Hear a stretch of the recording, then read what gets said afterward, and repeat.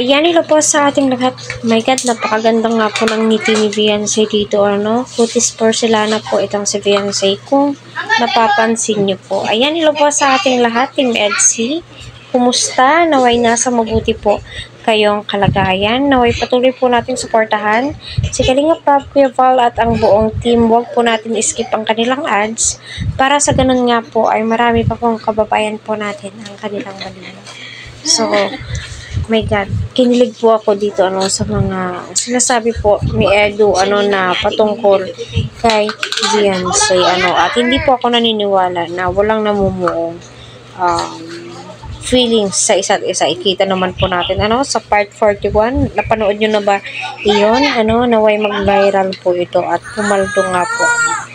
At shout out po sa lahat ng nagmamaraton sa mga video so yung mga kasamahan po nila ay napapansin din po ito kay Beyonce lately. So marami nga po ang kinilig at stress reliever po nila itong Edsy. Kahit naman ngayon, grabe, napaka-intense po yung nakakaganapan. So, panoorin po natin. Siyempre, Eds, baka anong sikreto mo? Siyempre, alagang Kalinga Pwede yan. Ayun nga po, narinig po natin na sabi ni Sergio Lumags ay blooming na blooming nga po itong si Beyonce. Siyempre, alagang Kalinga Pwede. At totoo naman po, ang ganda ni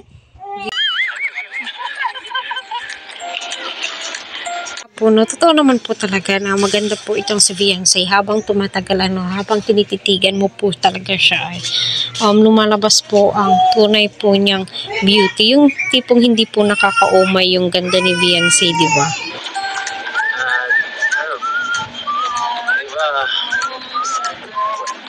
Tapos na, di ba? Recognition na, wala nung ayan, ito po yung time na patapos na po ang klase nila Beyonce. Kaya sabi ni Eds, kung may time nga daw po itong si Beyonce, ay pwede niya daw po itong isamang mag-scout. At yan, natupad naman po yung mga sinabi ni Edu. yun, di ba? So, pwede nang mas marami na tayong oras para sa isa't isa niyan, di ba?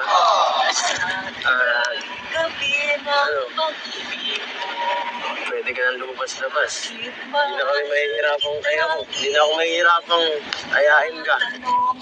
Pwede. Okay lang. Okay lang.